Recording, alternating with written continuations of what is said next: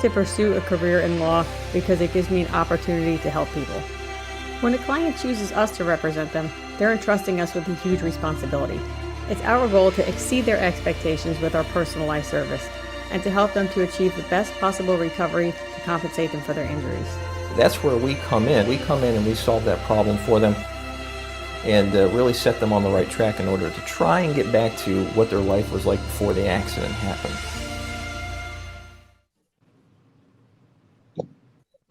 Man, what are all these people out here watching us for? Hey, wait a minute. It's Sunday. It's the Big Boneyard, and thank everybody.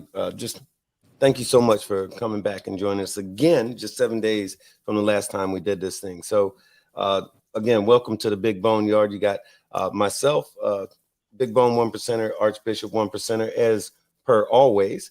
Thank you, sir. Thank you, sir. You know, you got to do it like that because we did say it was Archbishop, so we got to do that, right? That's part of it. Yeah, what up, though? What up, though? I'm telling you, I'm going to learn how to say that properly. See, these ladies don't know this, but that's like some Detroit shit that I haven't learned how to do yet.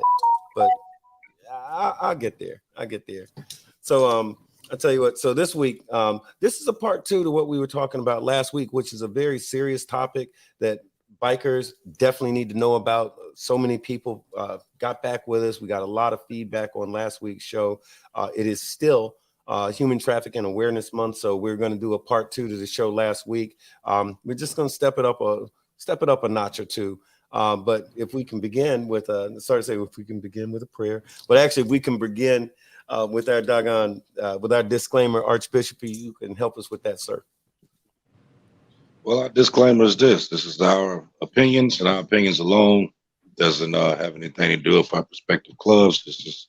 This is all information that's been calculated and used, and we're not going back and forth with putting out anything dealing with clubs tonight. We're dealing with something real today. So, like I said, this is our opinions based on information and facts that's been given out, statistics that's been given out. So it is what it is from there. That part, what he said, you know. But listen, thank y'all for joining us. And if we can take a minute, let's introduce some of the folks that have joined us tonight to talk about this stuff. And don't get it twisted. I mean, yeah, this is still a biker show. We're all about the bikes, right? But this is stuff that bikers are supposed to know. So that's why we're here. So let me start with introducing Lorraine Smith, all the way from the doggone UK. I call her Lo. Lo's from London, and Lo is a social work practitioner who has on the other side of the pond. She has a great amount of experience, and she's dealt with what human trafficking looks like in the UK. So in London. So if we can, let's give a big boneyard welcome to Lo, aka Lorraine Smith. Hey, say it like you mean it, Lo. Say it like you mean it. Yeah, I absolutely mean it. So hi everybody, my name's Lorraine. And like I said, like Bone said, I'm a social work practitioner, 25 years in the game. And some of my experiences whilst in practice has been working with vulnerable young women who've been trafficked with gangs through the European bloc to the UK. And I've actually managed cases and also court cases as well. So yeah, within my lived experience at work and in practice, I do have some experience. So hopefully I'll be able to share some insights with you about that today in tonight's show. Outstanding. So the Queen Bee is also with us here, Helen Brown. She is the, if I'm right, correct me if I'm wrong, the founder of No More Tears out of Mississippi, but y'all are doing work all across the country, if I got it right. But in the meantime, Queen Bee, thank you for joining us tonight. Thank you all.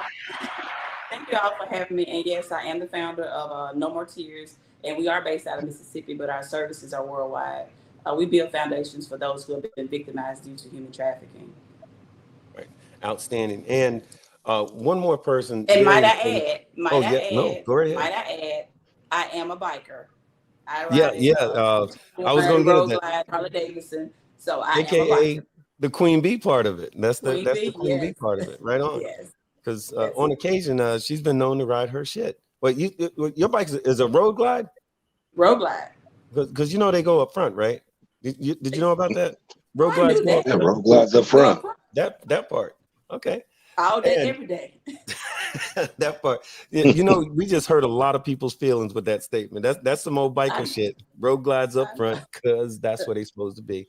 But also, folks, we want to invite, or not invite, we want to welcome Emily to the Big Boneyard, to the show, to the family, all of that. Emily is somebody very special to us right now because she's actually suffered through this. She's a survivor of human trafficking. So if you ever wonder what it looks like, I think Emily is going to help us understand that. But Emily, thank you for coming tonight.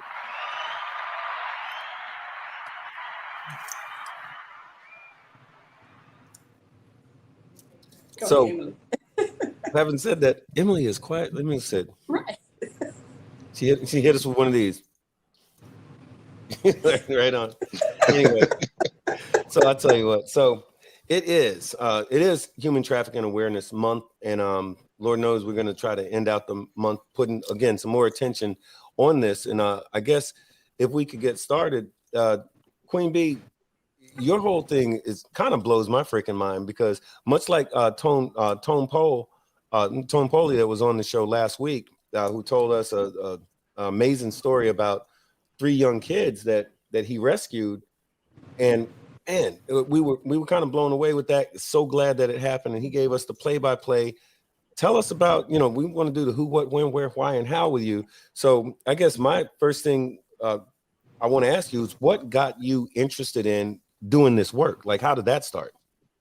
Well, first I saw the movie Taken, like everybody. I saw it and I was like, oh, I said, that's very interesting. But it only happens overseas somewhere, it never happens here. And then I heard a story here in Jackson where a 5-year-old child was brought here from Memphis, Tennessee, and they raped this child at a local hotel, and they recorded it. And somebody found the recording, and those 2 gentlemen were prosecuted here in Jackson, Mississippi for human trafficking was the first case. And I said, you know what? I have children, I have grandchildren.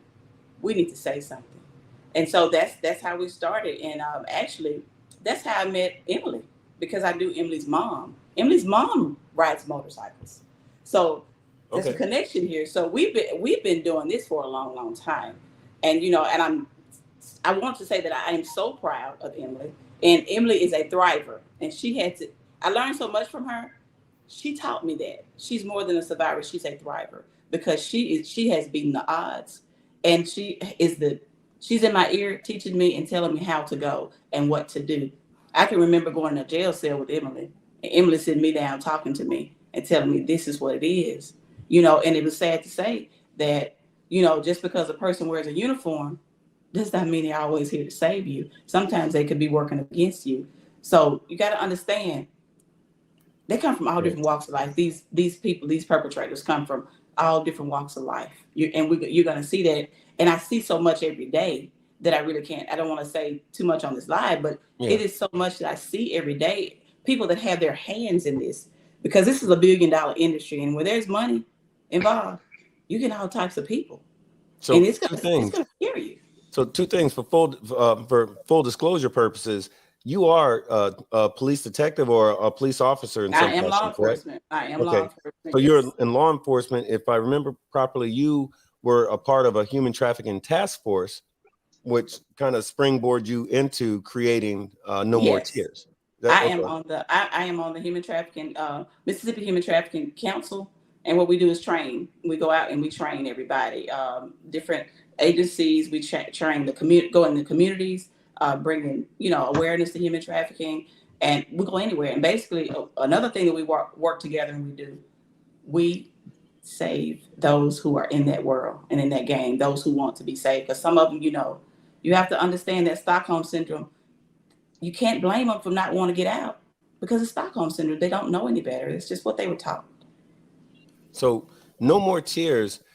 My understanding is, or my first understanding of it was, well, this is a biker organization that works with that works to combat human trafficking. But as I'm finding out, it's not really all bikers, is it? Like, can other folks, like, what's the situation? I have on my board, actually, Emily's on my board. Emily's on my board. Right on. Yes, Emily, and I have professors on my board. I mean, different walks of life, and we did that. It was a business move because we're trying to reach everybody. Because I have someone that's a professor at a college, because that's where students are. Right. Everywhere there's a student, listen, in the homeless, we have someone in the homeless field, because a lot of homeless people, though they're ranked high for being victims of trafficking. So we just grabbed a lot of people that had that passion, basically, for trafficking, and it's working very well for us. Gotcha. How long has No More Tears been in existence? Since 2017. Okay. All right. Good. Yes, So, what kind of successes have you had? we have lots of. Here's one. Okay. Okay. Emily's Right one. on. Yes, and we have several. We have a lot of young ladies that have actually worked with us, and they're sticking. We're sticking by them. When I tell you we're boots on the ground, we're boots on the ground. This is every day. Every day there's a different situation. And I was just talking to you earlier today and telling you how I learned something different every day, especially about labor trafficking. I I wanted was to telling ask you you. about that. You were telling me about somebody from Guatemala Oh yeah. that was a little girl. What? She If you was, can I think share she that was in with the us. 15. I think she was 15. I think she 15. was. Okay. Yeah, and a local agency actually called me, and it was on a holiday weekend, and it was a Sunday. They called me, and they said, "We have a girl out here that was dropped off at a hotel. It was in South Jackson." So I left, and I went out there, and basically because I A little knew I rough, didn't ain't want it, to have out there? South Jackson's a a little little rough. rough, ain't It's it? a little rough. It's a little rough, but I went to South Jackson because I didn't have a uniform on, and I knew they had uniforms on. And one thing they're scared of are police officers. So Yeah. I went in and I asked. I said, "Hey, has anybody talked to her about being trafficked?" And they told me, "Well, she hadn't been nobody sexually. She hadn't been sex trafficked." I said, "Okay, what about labor trafficking?" Because I noticed that she was from Guatemala. And Yeah. after I had someone to get on the line to translate with me for me, found out that she was working in a chicken plant, and it was labor trafficking.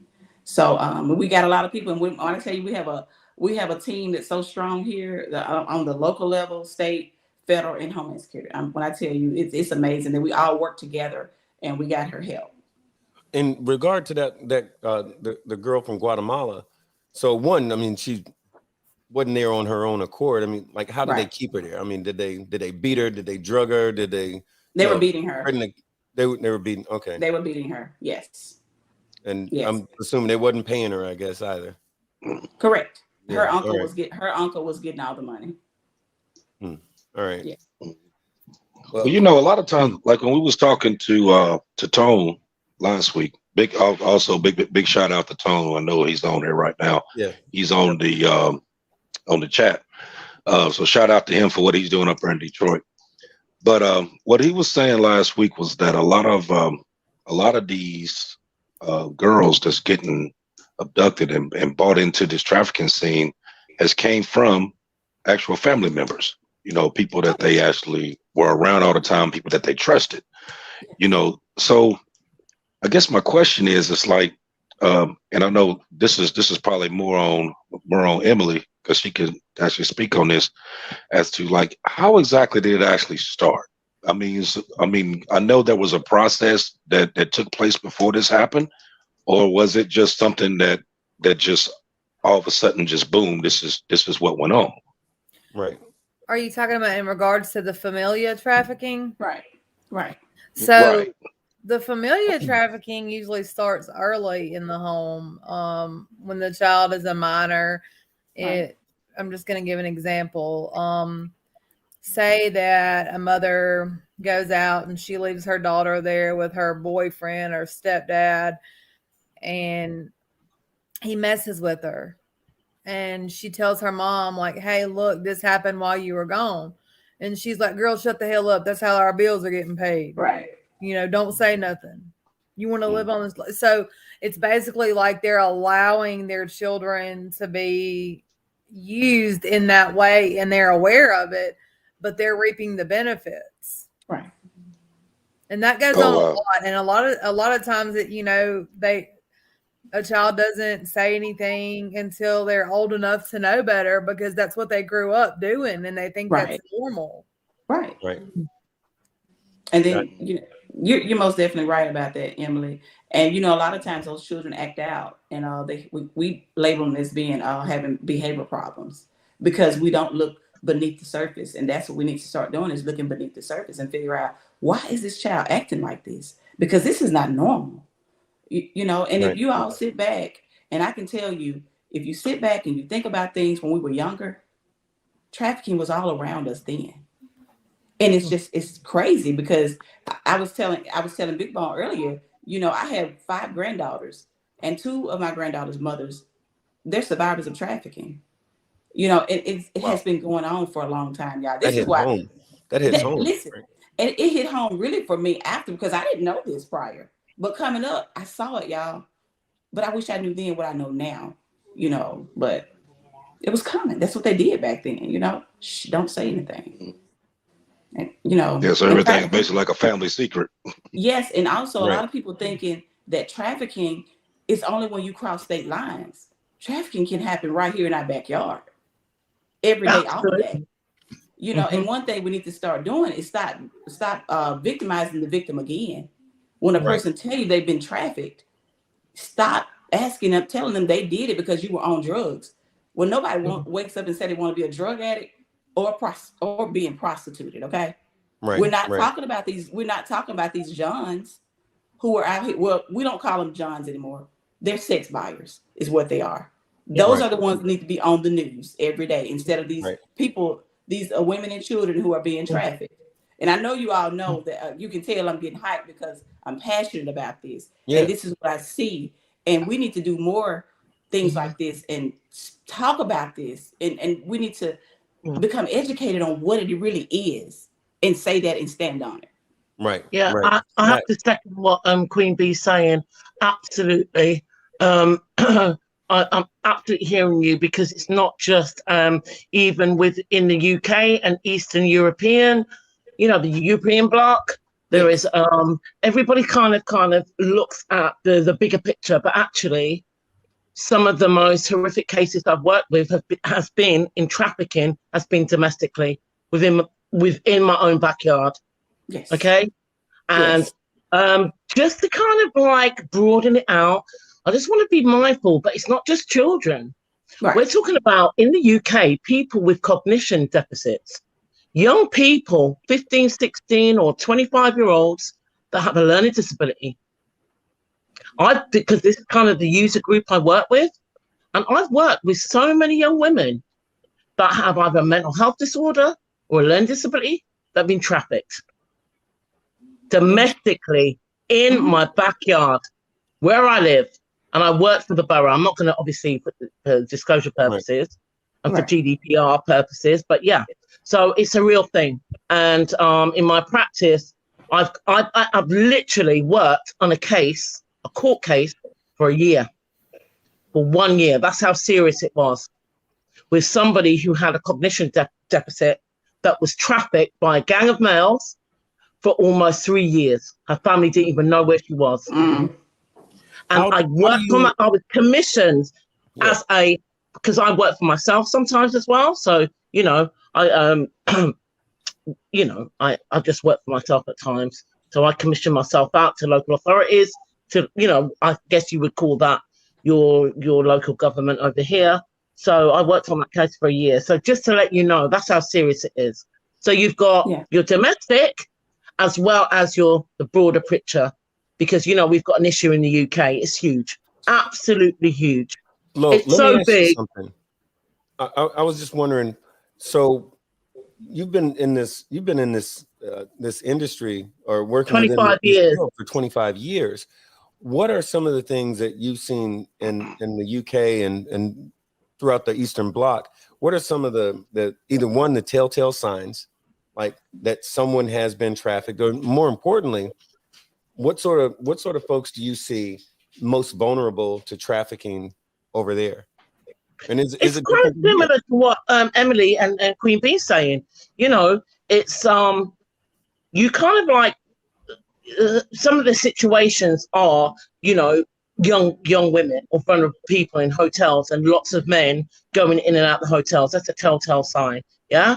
But also, it's not just the hotels. It just could be a family home, and then somebody might raise a concern, and it's a safeguarding, and the safeguarding comes through to the local authority or the police, because in Britain, safeguarding is everybody's business. So we're all connected. So it could be a nurse, a doctor, a police officer. It could be your neighbor. It could be the pastor from a church. It could be, somebody working in a local community. It's everybody's business. That is the difference. It's not just, oh, well, that's a social worker. It's a police officer.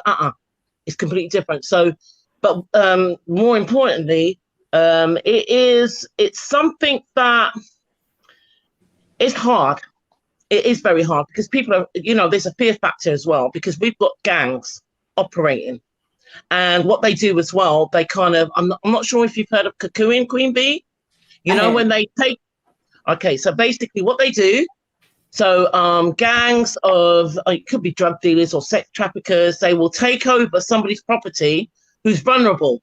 So it could be somebody who's been saved, right? And they will take over the property to not only do drugs and, work, do their thing there, but they also sex traffic young people and vulnerable people. So again, you see that the mesh, it's huge. It's really big. It is. It's not just a one stage, it's very big. It's very broad. It is difficult, but I think that as long as communities know they've got a safe place that they can call to safeguard these vulnerable people. And, sometimes people think, oh, I shouldn't get involved. Maybe it's just a hunch. You know what? Sometimes your hunch is very important and it can save somebody's life. Yes. No, so that's what I'm going to say on that. That number is that you see scrolling at the bottom of the screen. Let me tell you guys, please, when you have a tip, you don't have to leave your name. Start calling that hotline, because there are so many local agencies that are not educated on how to handle human trafficking. They don't know. So you need to listen. I promise you, if you go ahead and call that hotline, even if it's a little hunch, even if somebody told you something, report it to the hotline. It's going to launch a whole investigation. Even the small things, you guys, will turn into something big. Right on. Emily, I guess one of the things, and again, I'm just extremely glad that you're here, and I don't mean to put you in the hot seat, but if you're comfortable, can you tell us, because one of the number one questions that keeps coming up that we've been getting a lot since last week was, well, man, how does this happen? Like, how is it that a girl from Idaho ends up in friggin' Detroit in a hotel room and they're getting ready to ship her to Canada? Like, if you don't mind, like, how long ago was it that this happened to you, and how did it happen, if you feel comfortable with it? Sure. So one of the things that I feel that it's important to address is those who are at risk. And it's not just children. It's not just women. For one, poverty-stricken communities, people that suffer from drug addiction and alcoholism, and choose to live in the streets. People, of course it does happen to youth too, but I think it's also to talk about it happens to you as an adult, because it happened to me as an adult. I'm a person living in long-term recovery from drug addiction. So I got exposed being in the streets. Had a home, chose to be in the streets. I was addicted to the street life and everything that came along with it. What I was not aware of was the actual pimping. Okay. So when you talk about sex trafficking, you think about the movie Taken, like Helen said. And I thought, oh, okay. So that's what sex trafficking is. People sneaking across the border, the migrants, the labor trafficking. I didn't know what sex trafficking actually was, and had been a part of it for probably close to 8 to 10 years without even realizing that I was involved. So in 2008, I was walking down the street, minding my business, going to score some dope, and I got picked up in Mississippi by a guy. He was in a white Cadillac that had Texas tags. Being in desperation, being an addict, walking the streets, somebody comes up, hey, you need a ride? Sure. Willing to do anything or whatever. Well, I get in the car and he says, bitch, I'm a pimp. And I was like, ha, ha, ha, didn't really believe there was any truth to that, but he was. And what happened from that point is he took my cell phone. He placed me in a hotel room. He gave me another cell phone and he told me, This is what you say. This is how you talk. These are the questions that you ask. This is your price. I'll be outside the door. So you might be wondering, like, well, why didn't you buck him? Why didn't you try to get away? There was something about this situation that I knew that was not safe, because I knew that he meant business. And at that point, he hadn't put his hands on me, but he had instilled some fear into me. So as this started happening, I thought, God, this guy knows a lot of people. Like, who are these people that keep calling? Well, one of the gentlemen that came in, he said, your pictures are beautiful online. And I said, online? May I see? And he was like, yeah, you're more beautiful in person. Let me show you. He was selling me on a platform at this time was Craigslist, which no longer has an escorting section. So he was selling me online. And that's how I figured out that everything just started making sense. So then it started coming to, I've got to escape. I've got to escape. He was always sitting outside the door to collect the money. There never was a point of escape.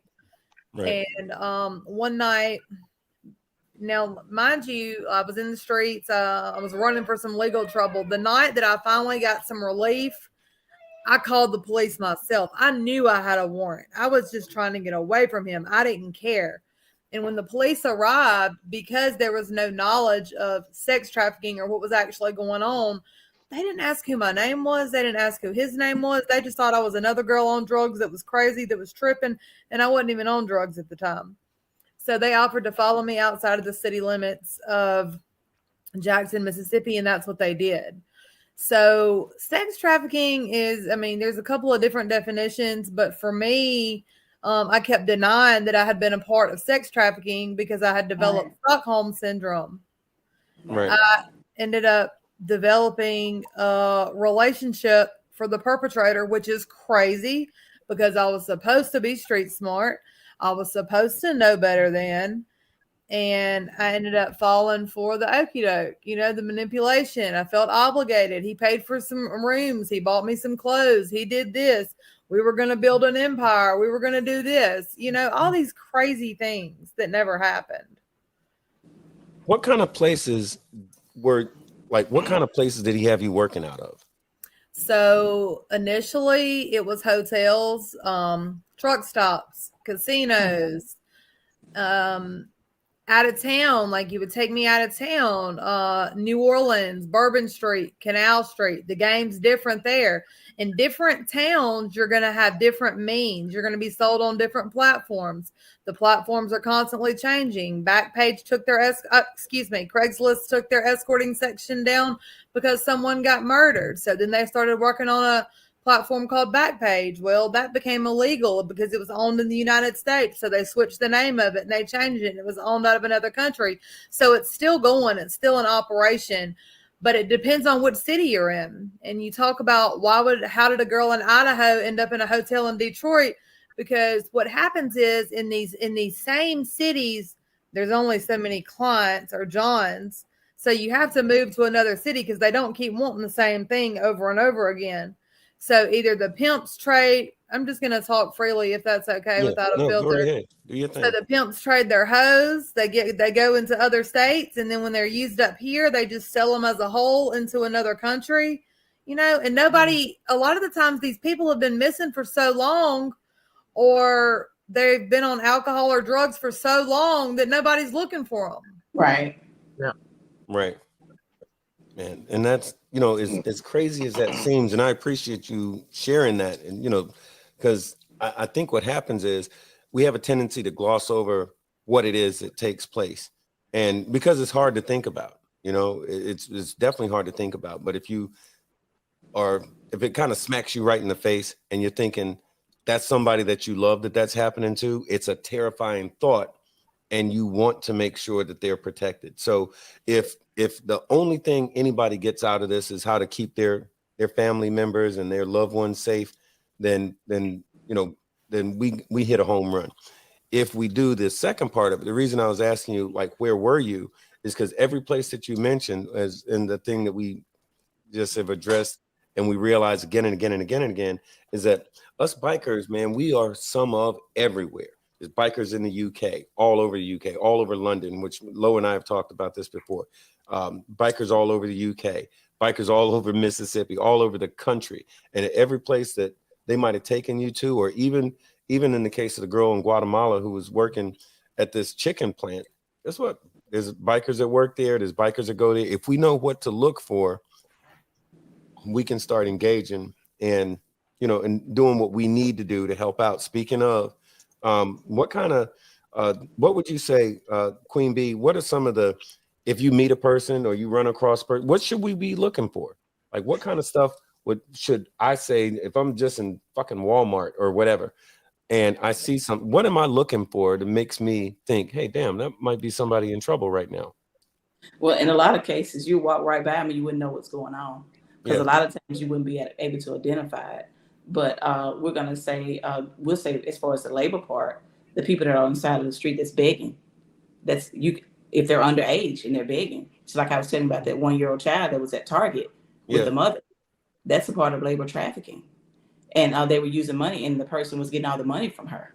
Right. And then also, I'm like a magnet. If I go somewhere, I can identify a person. I can tell you just the way that person, it's just a vibe that I get. You can look at the tattoos. You wouldn't be able to just identify the tattoos unless you work with the tattoos, and you'll be able to understand some of the things that you see. Right. You know. Go ahead. What'd you say? No, I'm saying, no, I'm just okay. I'm saying we were talking about some of that, you know. Yeah, and like then what some also, of these tattoos, pimps use one thing, and traffickers, especially international type, use a whole other thing. We talked about that barcode thing they were doing, and you know, so a lot of those things are stuff that a lot of folks said just from last week, said, man, I never even knew that, never heard of that. You know, you go to Waffle House. Listen, no, I'm sure a lot of times, you know, we go to bike events. After bike events, we go to Waffle House and eat. You can listen, they're in there all night. You can tell the way they dress. Yeah. Not everybody dressed like that are being trafficked, okay? Right. But you can tell the ones that's gonna be with their pimp, or because sometimes they're with a female version of a pimp who's a madam. Right. And they're never gonna talk to you and address you. They're never gonna look at you. They're never gonna allow them to even say anything. Right. You know, and then also just like I'm jumping over to like if a person is on a police stop and they see children in the vehicle, underage children, and they might be different races. Not saying different races can't ride together, but if you see a black male with a white female and a black female, you get them out. And if you ask those juveniles or women or men or wherever they're from, or half the time they don't even know where they are. Right. They're not going to tell you their names. You ask them where their documents are. Guess what? Somebody has had their documents. You know why they're holding their documents, right? Oh yeah. Okay. Yeah, because they can't go. They can't go nowhere. Right. Can't do nothing. You can't even rent a hotel without a damn driver's license or state ID or something. That's how I was ending up with this young lady over at Target I was telling you about, with that 1-year-old baby out there. Oh yeah. Asking for money. And I told her, I said, well, I'll pay for your hotel and I'll go and buy baby some food. The baby hadn't eaten all day. And she said, well, somebody else is holding my documents. Light bulb went on, and I immediately, in my first contact, I contacted CPS. And a lot of people don't like calling Child Protective Services, but that is the first line of defense for you when there's a child involved. You know, and I did that, and when I started working on some different things, but I know I'm jumping to another subject. But another thing you can look at the malnourished. You can see the ones that are they're labeled as runaways, and I don't like that word, because when you label a child or someone as a runaway or missing, a runaway, they don't get that much attention when you say runaway. Right. They're missing. If they're juveniles, they're missing regardless. I don't care if they left home willingly, because they're top of the list at risk, just like homeless people. Right. And sometimes these people you'll see them, they'll be abused, bruises, all kinds of different things. The crowd that they hang around, they're doing different things. Some of them might have money. Their wardrobe changes, their crowd changes. And now they're turning against you, the children that are turning against you, the ones you fed, because somebody's in their ear, and they're turning them against you because you're trying to protect them from the street. And then somebody else is basically trying to get them. And if you also have kids, you have children, make sure you pay attention to Roblox, that game Roblox. Let me tell you, they are. What is that? I don't know what that is. It's a game that all these children my grandson plays it. Yeah, Lavelle plays it. Please, pay attention to. They groom young kids on there. So basically, you could be playing a game with a 4 or 5 year old, and you could be paying. We call them nonces, but pedophiles will pretend and mark as they're another 6.5-year-old child. So just be mindful that grooming doesn't just. It's not something that's always in a social situation in the community. It actually is kind of prevalent online now. So because they're playing games. Yeah, they're playing games with these people on a daily basis, and you're like, well, my child didn't do anything. My child's just in the room on the game or on this device. This device is dangerous. You hear me? Yeah, it's very dangerous. I think you've hit something there, Queen Bee. Definitely, I think not just a biker community, but within all of our communities, we just need to be mindful that technology actually is the gateway for lots of danger and social ills. And while we're around here looking for a white van to kidnap someone, over 90% of these people probably know the person that's trafficked them. Yeah. Wow. It's somebody that got under their skin, under them just to recruit them. And then I'm gonna tell you another little story of mine that I ran into. A 15-year-old girl ran away, and we actually encountered. We found her, and she told me that I need to save the children at this certain school. It was a middle school. I was like, "What do you mean?" Because the pimp was sending her into the school to recruit the girls. So while we're looking for a white van, these children they're recruiters inside the school that's recruiting our children. So that's why we have to educate our children and our families on what's really going on. You know what? We just had a question that came in from Myron Mosley, which, by the way, shout out to Myron Mosley. He actually orchestrated and he actually made the intro music for the Big Boneyard. It was specifically made for Myron Mosley. We love you, boy.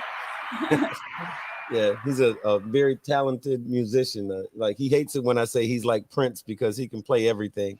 But anyway, he has a question. Myron says, "What's the likelihood of perpetrators being held accountable by the law once they're identified? And if not, if it's low, then how can we increase it?" Well, one thing about it, now, if they're underage, you don't have to prove force, fraud, or coercion. If they're underage, if they're juveniles. But if that person is over the age of 18, you have to prove that. Now, hopefully we can get a text message or something, setting up a date is what they call it. Yeah. Hopefully we can get something like that. But if you don't have anything concrete, most of the time these women and children of men, whoever that person is being victimized is, they're not going to go up against and say, they trafficked me. They're not going to do that. Because of the fear of they've been threatened. They've been their life been threatened and their families. And they're not going to stand up and say that. And half of the time, to be honest, you guys, and I know I'm law enforcement, but it's law enforcement that's not on the right side of the fence. And so who you going to tell? You know? So I think that I'm not sure. No, carry on. No, I was saying that I think it's sad because while I'm just sitting here listening to you ladies talk and Emily giving out her story. I appreciate that, Emily. But I was sitting here thinking, because a lot of, throughout the years, I know a lot of women, and a lot of them, once you get comfortable, to where they feel like talking, a lot of them always talk about something that happened to them when they were younger, whether it was an uncle. This one particular story was a woman that I was talking to that told me that her father, her own blood father, had been messing with her from the time she was like 7 to 8 years old. Yeah. And when she got older, he would let his friends come, and they would pay him to do stuff with her. And so I think what I'm talking about now is, it's like you got the ones who've been involved and they got away. But then you have a lot of women that's like, this is like a silent killer for them, because they've never been able to put it out. They've never been able to let someone know, like, okay, this happened to me. You know what I mean? And they Right. keep that in there, and they live with that throughout years because they feel that, you know, and you can tell a lot. Like when I started listening to some of the stories of some of the women who had told me that, and then you think back in their history and you're like, okay, that kind of explains the reason why A, B, and C, the reason why you are in a Right. abusive relationship and why you keep Yes. going back and forth and stuff like that, because this is stuff that was programmed in you, that you know, throughout those years you felt that that's what a relationship was supposed to be like. That's what you thought life was supposed to be. And then you trying to, you know, even though you knew once you got older that it wasn't the thing to do, but it's already programmed into you Yes. to have those those characteristics. You know what I mean? That you fall into the same thing. So one of my questions would be, what do you say to the woman who's probably listening right now that had this situation go on with them and just never said anything about it? You know what I mean? What's out there for them to be able to, you know, to talk to someone to actually get that out? You know what I mean? Because you think the first thing to being able to move forward is to get over whatever happened in the past. But I know, you know, I mean, with certain situations, a lot of that stuff ain't something that you can just say, okay, I'm over it and I can move forward. The stuff carries on for a lifetime. So what would you tell them once that's just been silent about it? What would you think, Emily? I know, first off, I know they need to get some type of counseling.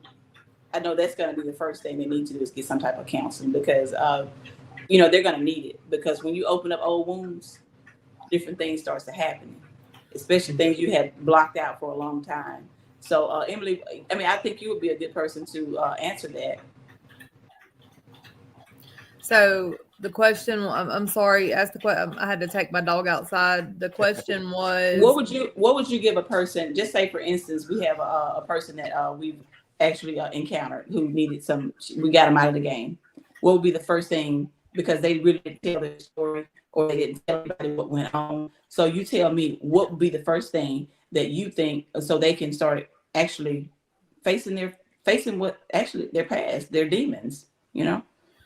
so first and most importantly is not to get too many people involved in the intervention process because they don't people they're not going to trust many people because they've been misled so many times. But also it's important, like trauma therapy is really Yes. important. And Yeah. you don't want to ask a person to join a movement or be a part of an Right. organization until their traumas are healed, because you need to be able, if you're going to advocate, if you're going to be able to help another individual, you have to make sure that your traumas are healed.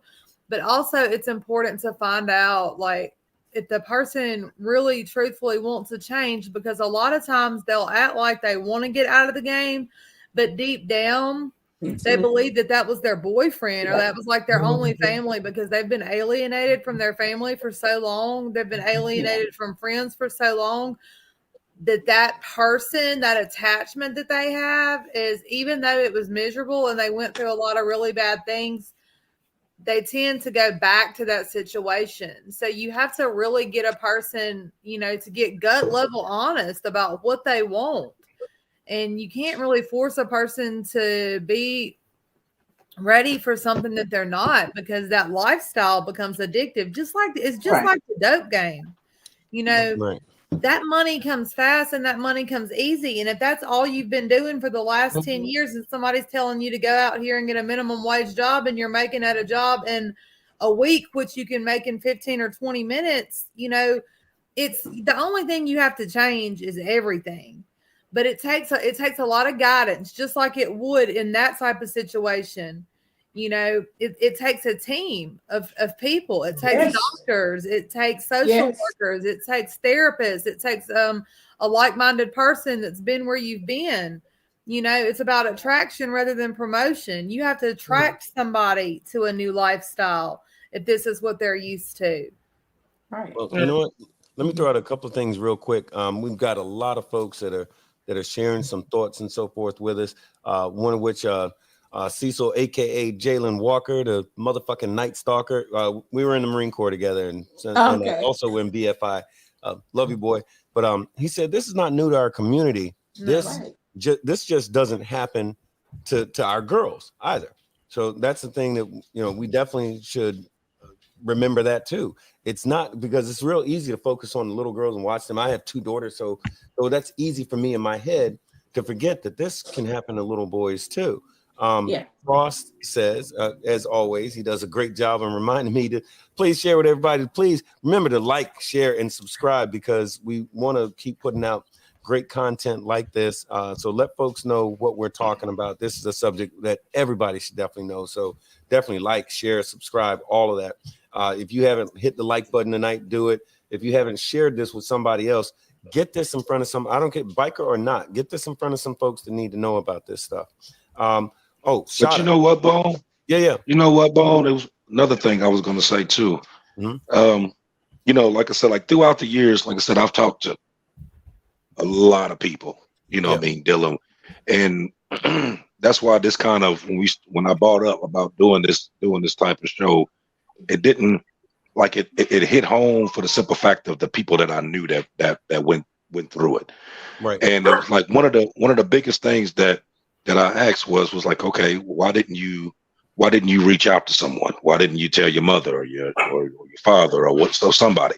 Right. And always the same answer that I got was that they did tell them, but they just didn't believe them.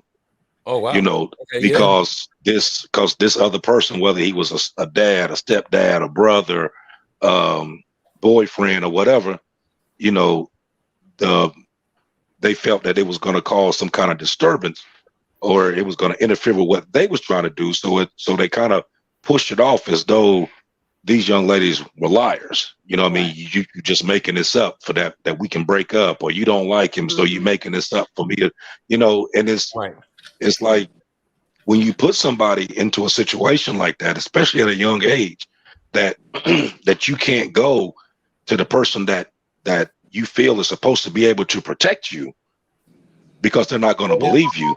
So what now? It just keeps, right. It's like it keeps going. And then you know, when you get older, you got these huge trust issues, because you can't let nothing out, because you know that last time that you try to do this is what took place. You know what I mean? So you know, a lot of people live for years and and have these skeletons that haunts them every day. You know what I mean? You can't, that's not a subject that you just walk up to people and just talk about. You have to be, you know what I mean, totally comfortable with the person that you're sitting beside, to be able to divulge this kind of information without being judged or ridiculed, or, you know what I mean, or may feel some kind of way about it. You know, so so when we was first talking about this, it really hit home, because I know all these different friends of mine that went through this, and I had this conversation with them and stuff like that. But, you know, back then you didn't hear about, you know, trafficking. You didn't hear about that then. Right. You know, now you hear about it every now and then, but it's not a focal point. It's like, it's not important enough to the mainstream media that they need to keep pushing this issue. Right. But it has to be pushed, though. You know what I mean? And a lot of this just start in your community. You know what I mean? And a lot of times, the reason why a lot of this goes now, because, you know, back in the day, everybody knew everybody in your community. You knew your kids. You knew everybody. Most communities now, like, I know that the neighborhood I live in now, I don't know not one person, and I've been here for 2 years. I don't know not one person on this street. And I know the little lady down the street, she got like five, 6 little kids over there. You know what I mean? Now, I know the little kids, because when they walk by, I'll get, you know what I mean, what's your name? You know what I mean? So that way, when I see you, I can call you by your name. You know, but a lot of the communities aren't built like that anymore. It's like everybody has this, okay, well, I'm minding my own business type persona going on, as instead of, you know, like, I know you being nosy. I mean, peek through the curtains. I know you being nosy. I know you. Now, if I was doing something I wasn't supposed to be doing, you would know. You know what I mean? So why are we not paying attention to these kids? Yo, I'll tell you a thing. My father told me years ago. My father and my grandfather were like the same age. He was older, but he told me a thing that when he said it, didn't really hit home. But I thought about it years later, and I got what he was saying. He said that there's a couple of things that change the culture of communities throughout America and Europe, because he spent a lot of time in Europe during the war and so forth. And he said it was, hold on to your hat, air conditioning. Fucking, I'm like, air conditioning? The hell does that mean? He said, well, back in the day before everybody had AC, in the evening especially, folks will go outside, the kids are playing, people sit on the porch, you holler at your neighbor, people go for walks and everything, because it was the evening time. It was usually a little cool, especially in the South in the summertime, or even up north where it's crazy hot in the summertime if you live in the city. It goes, air conditioning, let everybody go inside, because it was air conditioning inside. And then TV, and well, technically three things: air conditioning, TV, and cable. He said that made people stop interacting with everybody in their neighborhood and start spending time indoors. He goes, and that was he said he watched the demise of relationships between neighbors because of those things. And now, flash forward a lot of years, yeah, you're right. You don't know who in some cases, you don't know who your next door neighbor is, or barely know who the person across the street is. And even though, like perfect example was, if y'all remember that one dude that had kidnapped those three girls, they made like several Lifetime movies about it. This one guy, I forget his name, this Spanish dude had kidnapped those three girls and had a couple of kids with one of them and all. Remember that? Yeah, I remember. And there's that crazy looking black guy who helped them escape because he heard somebody screaming. And of course, they put the craziest looking black dude in North America on the TV. He happened to be the one to save him, which I was like, man, where's Denzel when you need him? We got this crackhead dude, but he did his thing, right? He did his thing. He helped these people. And the thing is, he had been keeping these girls and kidnapping these girls for years, many, many years. And nobody knew it, because guess what? You don't know who your neighbor is, and we still feel like a lot of us still think, man, if we had known better. I'm going to go back to the biker thing for a second, because I think the one thing that I've figured out in the research and all the conversations about this series that we're doing now about human trafficking is that there's so many of us that are so many different places, that we're all those places where these girls, these boys, these women, we're all the places where they are. And excuse me. Sorry. But yeah, we're all the places where these folks are. And if we just know what to look for, that's why I keep asking, what should we be looking for, so that all of these thousands of eyes and ears out there, we can plug in and get to know something. Let me say a couple of things real quick. And again, Frost said, not me, Frost said, subscribe, share, all like that. Shada asked the question. We're going to go to a quick commercial in a second, but Shada from Awaken Chaos, fantastic club, says, what's the proper way to handle handle a situation if you come across someone in that situation that would not endanger their safety? That's a great question. Emily, let me ask you that question. What's the proper way to handle a situation if you come across somebody that's in this situation, that's being trafficked, that would not be dangerous to that person? So, 9 times out of 10, when you see a girl, the pimp ain't that far. And he's just allowed her to walk to the store or something to try to catch a date. He's not far. So without putting yourself in danger, the best way would just to be to call that hotline, because it's anonymous. You don't have to be involved. And if you want to call your local authorities, and just report it. But I think that hotline would be the best way without getting yourself involved, and to try to get that person some help. No, right on. And I think the thing that's kind of cool about that also is, so I was explaining this to me and Queen Bee were having this conversation. I'm like, this is a very awkward situation for me, because Queen Bee, she's this pretty woman biker. At the same time, she's a cop.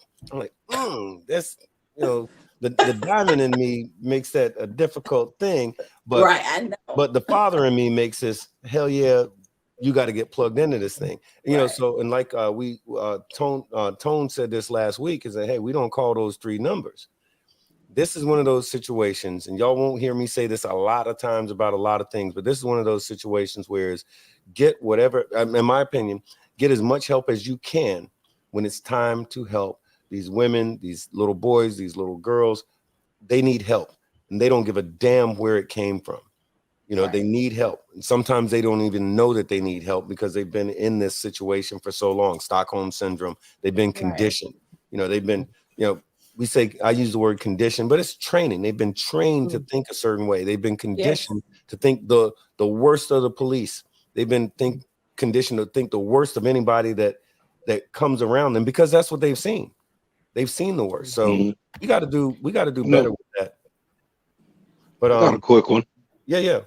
Before you do the commercial thing, I got a quick one. Yeah. Now, you remember back a few years ago, they had it was a signal that, like, if you were in a bar, so like there was a woman in a bar and I remember that. she was being distressed, or she felt like she was in a bad situation, that she could go and, like, I think it was like she could walk to somebody and like squeeze their wrist 3 times, and then it was like a signal that you was in distress. Is there something that, what I'm asking these 3 ladies, is there something that, like a signal that if somebody, like if you was in a store or something and somebody did this signal, you would know, okay, this is what's going on, this is what I need to do? Unfortunately, Archbishop, because of the entrenched amount of fear, coercion, and distress for those people that are in those situations, it'll be very, very difficult. So you imagine if you kind of like you said, you're kind of ingrained, like Emily was saying, that's your life, that's all you know. It's very difficult to kind of think outside the box. Oh, well, this is my life. This is what I'm used to. This is my normal. Yeah.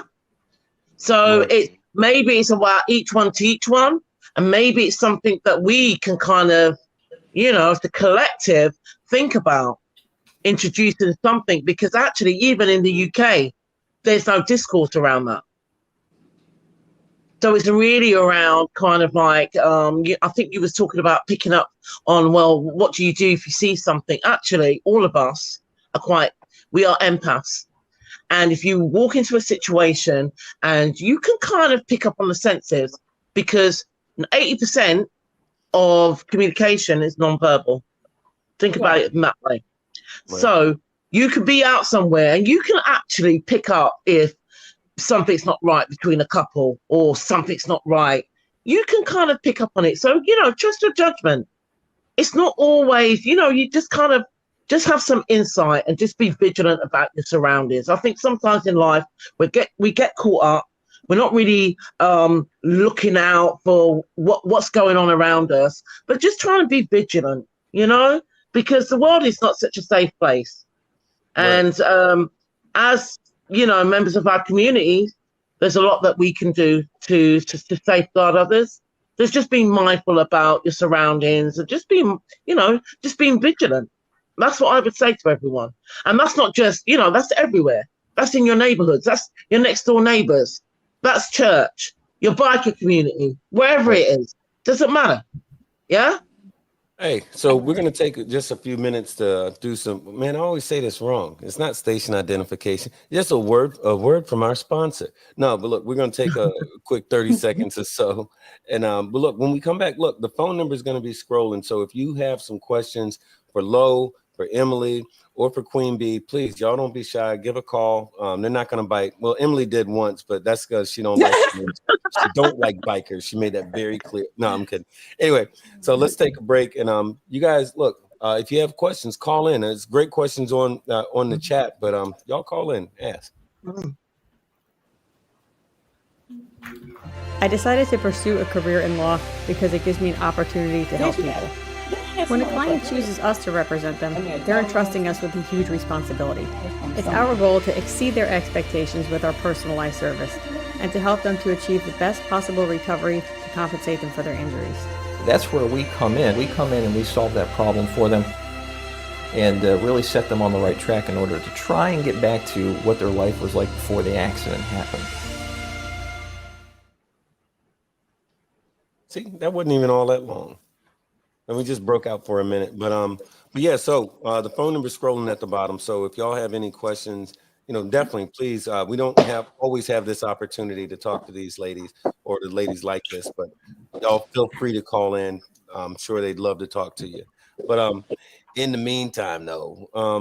But yeah, this is some really good subjects, and I think what we've got to do, if we would like to recap a little bit, we've talked about human trafficking, but there's more than one type. I think that's one of the things that we hit on last week. We're hitting on a little bit tonight. Sometimes it's work trafficking, or labor trafficking, when they force somebody to go to work at a place, like that chicken factory, or I've heard about, this is a thing, logging camps. I didn't even know we had logging camps anymore, but apparently people are cutting down trees, making stuff out of wood, and there's folks working out there who it ain't their idea to be there. These are men, grown men that are doing this. And then, of course, there's the sex trafficking. That is a thing.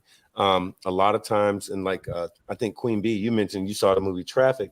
So for the longest time in my head, I thought that sex trafficking, well, that was really a European, like she said, like Lo said, Eastern Bloc. That's what used to be my idea about that. But now I'm hearing marginalized communities like the Native American community. They've been suffering from this for decades. And the thing that I learned is a lot of times, a lot of these reservations, they don't have the resources to go outside of the reservation. They don't have for whatever reason, they're grabbing up these Native girls and they're disappearing. And they're never to be heard from again. It's heartbreaking. But we also have it, again, in marginalized communities. It's not just the Black folks and the brown folks. It clearly happens to white folks too, but no matter where it's coming from, we've all got to double down. We have to dedicate ourselves, or for some of us, rededicate ourselves. I made a whole big run in my mouth about this last week. But if you're on them two wheels, getting around the summit, everywhere that we get to, man, you're going to see some stuff. Now we just have to know what we're looking at. And if we do, we talked about there's some tattoos. Guess what? If you ain't sure about it, ask about it. Look into it. Don't be shy. How many bikers is just all shy, sitting in the corner, like acting like Right. like none, right? We're bikers, right? So Right. this ain't like this is oh my gosh, I better not say nothing. Come on now, stop it. That ain't who we are. So, like, are there different type of tattoos that you should be looking for? I mean, I know we had the one with the barcode. Is there like a particular? I know they say that you can look at the tattoo and it tells you like who owns the person or whatever. So is there like a particular type of tattoo that somebody, like, if they seen it, they would know, this is what it is? Well, let me say this. I'm not going to say that maybe you would know, but I would know, because I've encountered so many that have been victimized due to trafficking. So I see the tattoos, and they're different symbols. Different pimps have different symbols, but somebody say something? No, go ahead. But different pimps have different symbols. So it's not like, and to be honest, I've been doing this for a long, long time, probably since 2004, and I've never seen a barcode on anyone. But Gotcha. Now, other tattoos I have seen, okay? They're different tattoos. And, and sometimes y'all skate around saying different things, because along with people that want to learn about trafficking, you have traffickers that watch these shows also to learn and see what we know. Right. You know what I'm saying? But Gotcha. offline, I could, try and, maybe send you something, let you see what I'm talking about. Right on. I'll tell you what because I heard a lot of feedback about the barcode thing. And what I learned is that pimps and gangs do very different things, which I didn't know a week ago. I didn't know that. In the United States, it's the pimps that they do like their name, or like they might have a little name for their little group of girls, or what their stable like that. They'll have that thing. And usually that's a name. They love to do the neck and some stuff like that, or like the location, tattoo them on the neck and some other places. Yeah, the breast and the neck. And it's usually their name, or the name of what he's calling all of his little organization, or what he's calling his girls. Well, these trafficking gangs, that's where that whole barcode thing comes in. But I found out that's less of an American thing, which I didn't know that, but I think that's a part of the whole thing, is learning what we can learn, sharing the information as quickly as we can get it and as accurately as we can do it, to let folks know. So I'm glad that you brought that up, though, because that was the thing that was bouncing around in my head. I didn't know either, y'all. Yeah. I didn't know that either. I was taught. Like I Yeah. say, the young ladies, they taught me. They taught me, and I think that was the best way for me to learn, because I used to like watch movies and read up on trafficking, but it was nothing compared to actually seeing it face to face. When I tell you, it really just it will. You cannot deal with a person that has been victimized due to trafficking and not just feel their pain. Right. Because if you deal with a person like that and you don't have any remorse or anything, you're just as worse as that trafficker out there. Gotcha. Because I've been doing this a long time, guys. And when I tell you, I have encountered so many, and each one of them, I'm a mother. You know, Yeah. it hurts. It hurts me here to know Mhm. that people are so evil, and sometimes they're family members. You Mhm. know, and another thing I wanted to mention to you all that people don't talk about is sextortion. Okay. Yes. Let me tell you about that. A lot of these people are doing this. That's why I was trying to warn you all about Roblox. They're, grooming these children, and they're sending them pictures. They'll probably tell them to send them a picture with with their underwear on, Right. and then they'll tell them, hey, listen, if you don't send me a picture with your bra off, then guess what? I'm going to post your picture all over social media. And so guess what those children are Wow. going to do? Because they know they weren't supposed to send that picture in the first place. So they're going to feel uncomfortable by telling mom or dad. Right. Most of them. Now, it depends on your relationship with your child. So I would suggest, if you have children and they're on using these devices and on these games and these little group chats that they have in school, I need you to basically let your child know you love them. I'm not saying buy them everything, and that's good, you buying them everything. But your child has to know that you really love them, Right. because sometimes they get to the point where they feel lonely, and that's why they reach out to other people, guys, and just for that bond, and that's where it's coming from. And we look at a lot of people that are like Emily said, in the poverty-stricken areas, Yeah. that are being basically hit like this. But you got to understand too, the sheltered children, the children that get everything, Yeah. they're so naive, and they're just as at risk as those people in the poverty-stricken areas. I'm going to tell you that, and I've seen that. But that sextortion, guys, that's at an all-time high. That's what they're doing in these schools now, getting pictures. And I couldn't tell you the last 2 weeks the calls I've gotten Yeah. about sending nudes to Okay. these children, but these are Yeah. adults. That's the thing. I mean, I think what happens is, and you don't. This is some stuff that most of us wouldn't even realize, that chain of occurrences, to where that gets a kid out of the house because they're pressured about something that they did that they wasn't supposed to do, and Yes, their innocence is wrecked at that point. yes. Quick question. Shada from AC asked a question. Low, having children myself, what is something we can do to help prevent it from ever happening to them? Talk about it.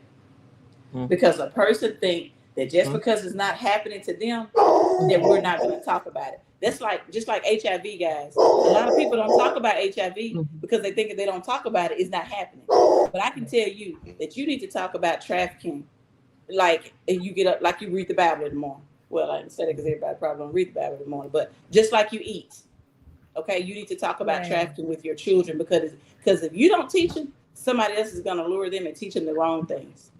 It's funny. I talked to, in fact, me and Bishop did a show called BLP, Biker Lifestyle Podcast, and we were talking about a few things, but basically, black bikers on the set and the history of it and all like that.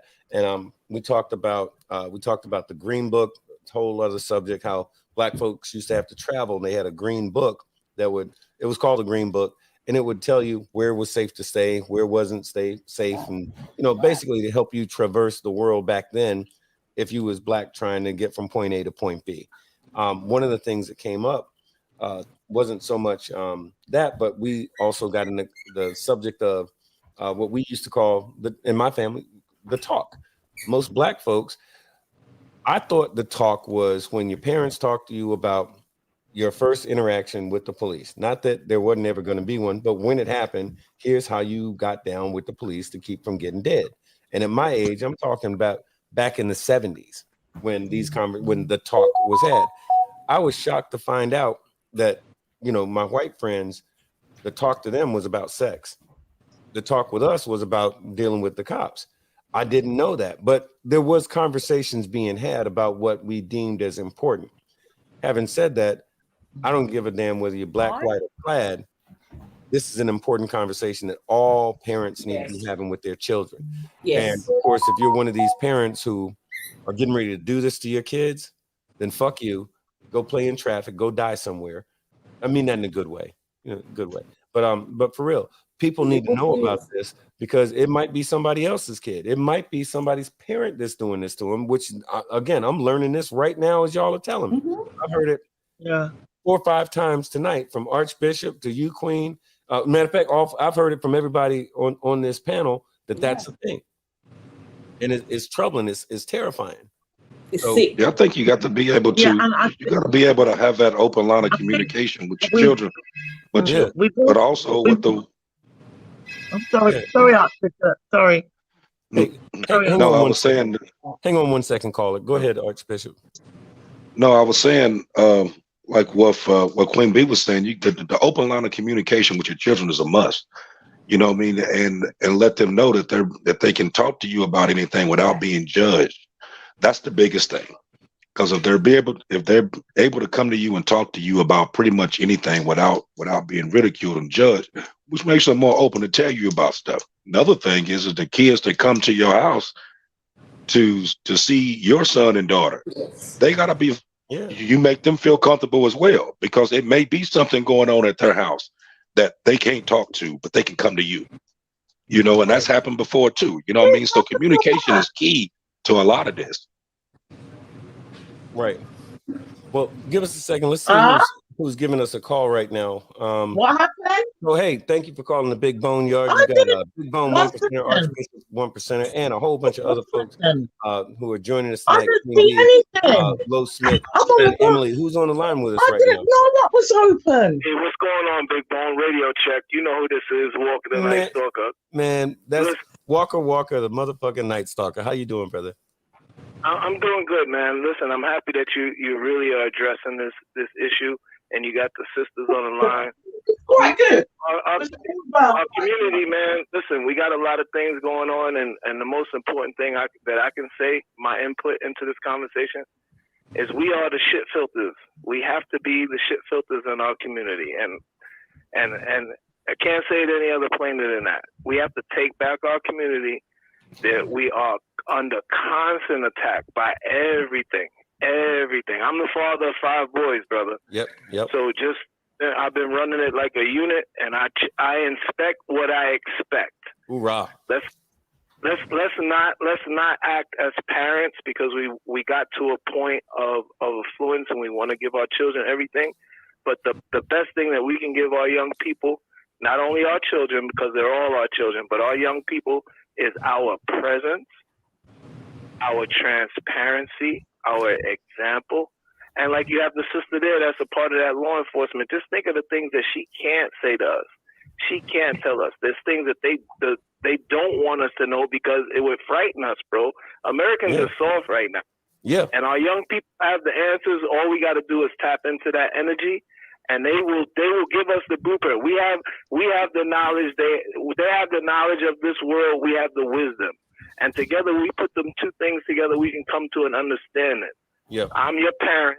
I'm the older person. I have the gray hair. You do what I tell you to do. And once we get that, we set that parameter, bro. We can take back our communities and protect our children and our communities because it starts with them, bro. I'm telling you, what kind of work that I do? I work with children. I've been, just for the audience, I work with children that have been affected by incarceration. The organization is called Children of Promise. We have 2 sites in Brooklyn, Bed-Stuy, Brooklyn, and the Bronx. And it's weird that you're talking about this subject because in the Bronx site, we have had an influx of Honduran immigrants and South and Central American immigrants in New York. And these are black people, bro. And to hear some of the stories that I'm hearing about, mothers finding themselves in situations where they belong to a part of a organization or a gang, and, they have to do certain things, and their children become pawns in this thing. Like the children of this woman that she's my woman, I'm pimping them out. And I'm talking about the boys, the girls, and this is a South American and a Central American problem. I can't even tell you or go. We don't have the time to go into what's really affecting our community. But bro, it's a serious thing, and we have to take. I'm glad y'all addressing it. The easiest thing, like the brother asked a question, we got to be involved. And if you get into a situation, find your local biker. Walk up to a biker. If you see him, he got on his colors, he got on his patches, and tell them that something's going on, and they're gonna take care of you. That's Facts. all I got. I love y'all. Keep doing what you're doing, Bone. You know what it is. Man, hey, man, simplify, brother. I appreciate you big time.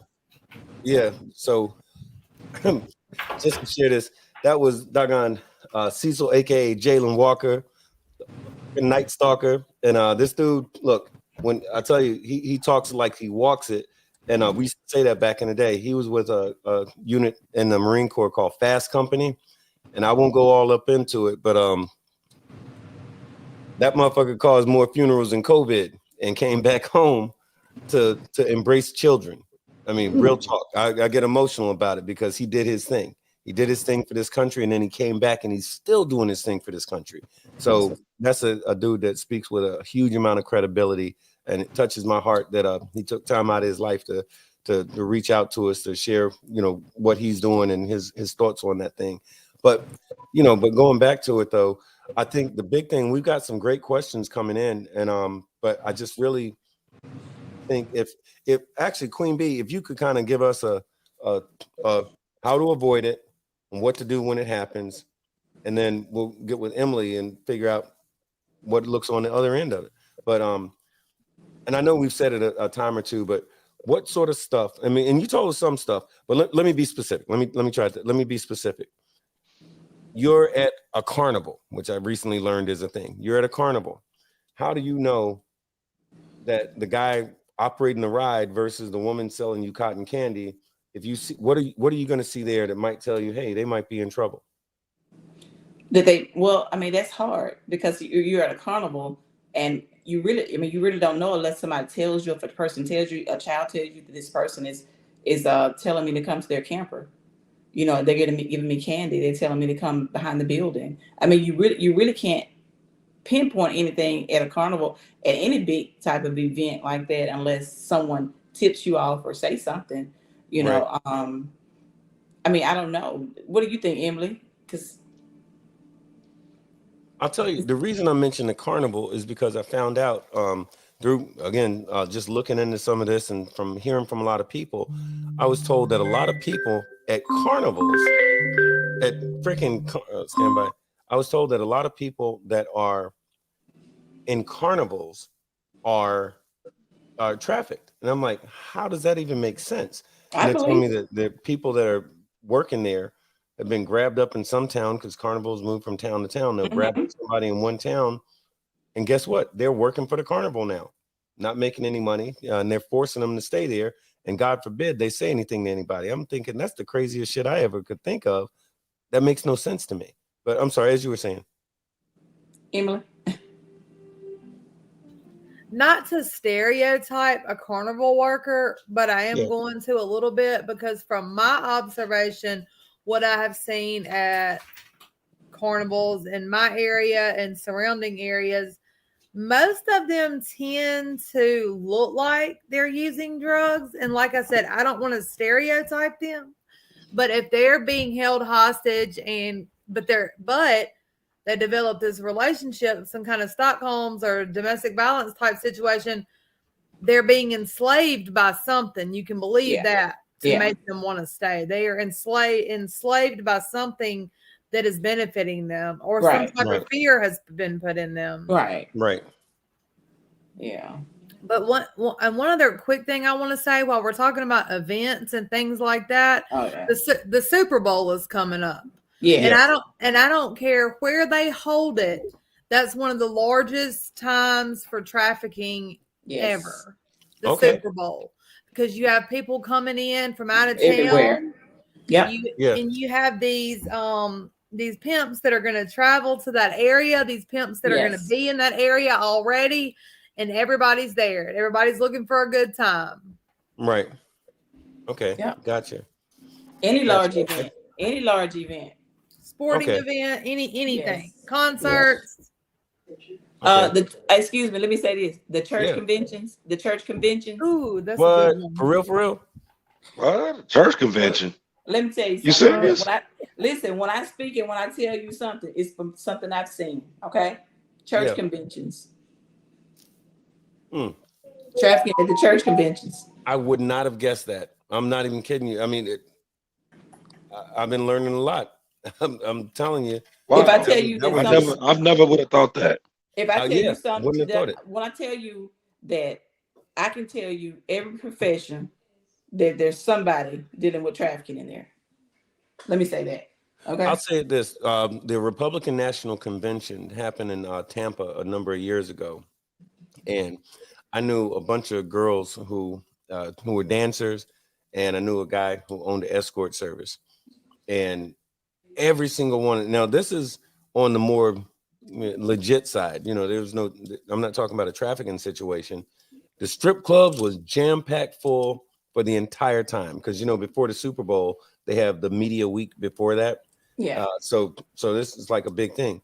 Every strip club and the Tampa Bay area is known for the strip clubs. All the strip clubs were jam packed, couldn't get in. The parking lots are full and the whole thing. And all of the escorts, they're working nonstop, and everybody after the thing, everybody's out buying new cars and stuff like that. And I was thinking, oh, well, that's from the legal standpoint. Oh, strippers, escorts. Oh, okay, that's that. But if that's the case, then like Emily just said, chances are the pimps probably came here in droves, made an insane amount of money. Oh yes. Why wouldn't they go to the next Super Bowl if they made that kind of money? Yeah. Kind of makes sense. Like Dagon Walker just said, sex sells. Just think of the different levels Yeah. of this sickness. Gizzle's list was never released. So that's real talk. That's real That's talk real right there. talk. But I got to take a minute to say, I know me and Archbishop, we talked about this a lot. We are so just insanely grateful to both of y'all for coming on here and taking time to share what you had to share with us. And and this I want to be clear. Tone, if you're still there, Tone said, don't let this become a trend like on TikTok. It's there for 2 weeks and then we never talk about it again. So our dedication, we're going to give you some commitment to this is not going to be a trend with us. We'll talk about this again. As Lord knows, as we have the opportunity to hear from some folks, we're going to put out information out there as we get it in. We'll be revisiting this subject, but I definitely want to say thank you to both of y'all for taking time to come and join us. For those of us, for us bikers out there, and even the folks that's watching us not bikers, I think everybody learned some stuff. God willing, we're going to put this into practice so that we can, if it comes up, we might be able to help somebody because this now is thousands of folks that wasn't necessarily paying attention to this, a week ago. So, but thank both of y'all. Thank you all. Thank you. Thank you. Yes. But did you want to give us any parting words of wisdom? Well, like I was saying earlier, the only thing I would say is just take time out to just go in, just hug your children like right now, seriously, because I deal with so many youth on a daily basis. Just go and hug them and just let them know you love them, and take time up with them. Don't just stick them in that room, and then talk to them. Don't just sugarcoat anything to your children about what's out here in these streets. You need to let them know before the streets take control of your child. And once they get your child's mind, there's nothing you can do. They will turn on you like you never fed them. So that's the only thing I'm telling you. Just talk about it. Look, we have platforms, all of us on social media. Start posting about trafficking, guys. We post, you see enough garbage on social media. Start doing positive. I use my platforms for positive. And that's what I do on a daily basis is educate people on what human trafficking is and some of the different things that we've seen. And I can't say everything that I've seen because when there's an open case, you really can't talk about it. So, I will post some things like missing people. Y'all share that stuff. When you see something we post about somebody missing, share it, please, because it could be your family the next time. God forbid. Okay. Right. Oh, by the way, Queen Bee, Miss Wiggles said to give you her number. She works in the same field as you. She wants to connect with you, so we'll talk later. I'll make sure you got her contact info. Okay. And now, even though we all understand that Emily hates motorcycles and hates bikers, and didn't want to be, you know what they said? Archbishop told me that you especially said. I think that's what he's. I ain't saying nothing. I ain't saying nothing. I ain't saying nothing. I might have fibbed again. Man, damn. Yeah, you ain't about to get me involved in that. I'm supposed to stop lying in 2023. I'm neutral. I get along with everybody. All right. I'm gonna start telling the truth and stuff again. It's 2023. I got to double down on the truth stuff. But Emily, I told you about that. I'm trying to do better.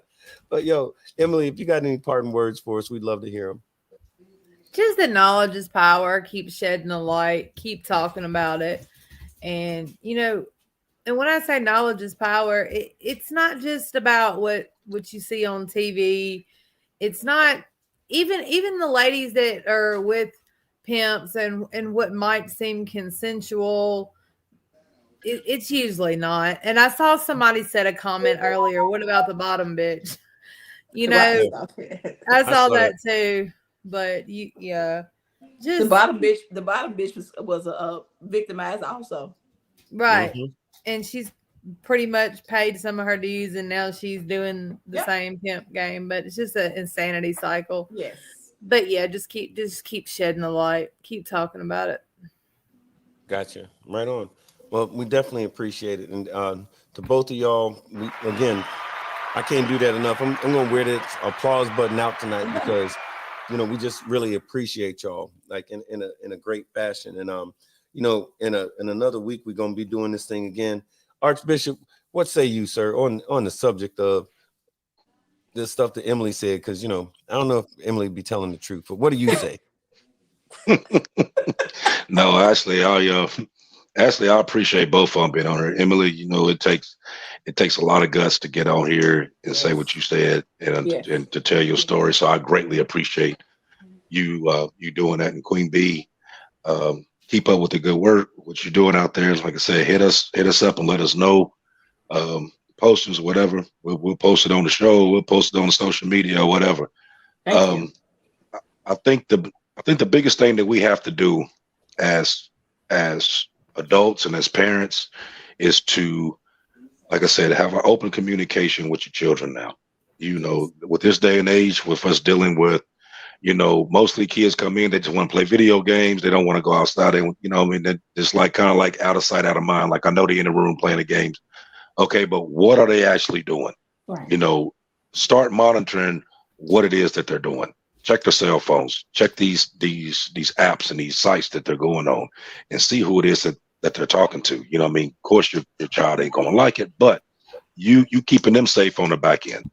And by having that communication with your child, that they can come to you and talk about any given situation as to what's going on, that's what's gonna change the dynamic to be able to where these kids feel safe and they know that they can go to your mom or go to dad and they're gonna protect me, because that's what we're here for. We're here to protect you. And because the last thing that you want is for your son or your daughter to go through any of this and disappear, and you trying to find them and going through all the stuff. And a lot of this stuff here, I feel that could have been fixed if people would actually listen to what these kids are saying to them. Don't just push them to the wayside. Listen to what they're saying, because there's some truth in that.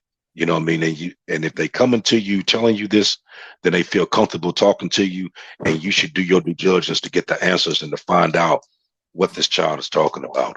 So I appreciate y'all being on here once again. Like I said, we're not gonna, even though this is Human Trafficking Awareness Month, I mean, this is something that's gonna be talked about all the time, and we, and that stuff going on that you want us to know, let us know. And even if we doing a show on whatever, we'll stop and say something about it as well, so because this is something that people need to be more aware of. It needs to be out here, and being that we have the platform to do that, we more than happy to do it. So I appreciate everybody that was watching tonight. Tune in next week. We're gonna have something else even more. And till then, peace out. Hey, what he said. Hey, look, y'all. seriously, thank y'all so much for being here with us. And I couldn't say it better than Archbishop just did. In the meantime, we're gonna be doing this again in about about 7 days. We're gonna do this thing again. And look, y'all hang around for a few. We'll probably jump over to the Facebook group in a second, but we're gonna go ahead and carry us out. You guys hang on there just for a second. Okay. In the meantime, hey, thank y'all for joining the Big Bone Yard again. We're gonna see y'all in like 7 days. Welcome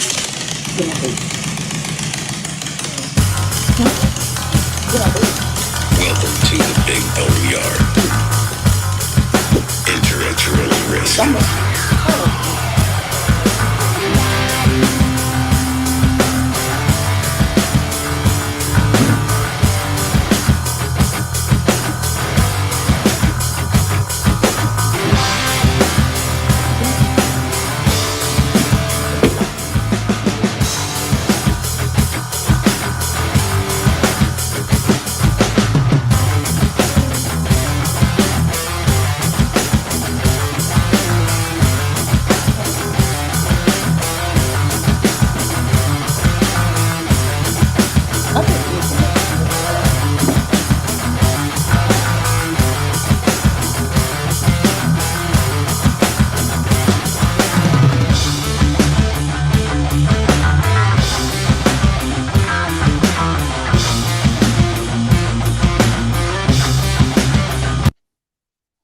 I decided to pursue a career in law because it gives me an opportunity to help people. When a client chooses us to represent them, they're entrusting us with a huge responsibility. It's our goal to exceed their expectations with our personalized service and to help them to achieve the best possible recovery to compensate them for their injuries. That's where we come in. We come in and we solve that problem for them and really set them on the right track in order to try and get back to what their life was like before the accident happened.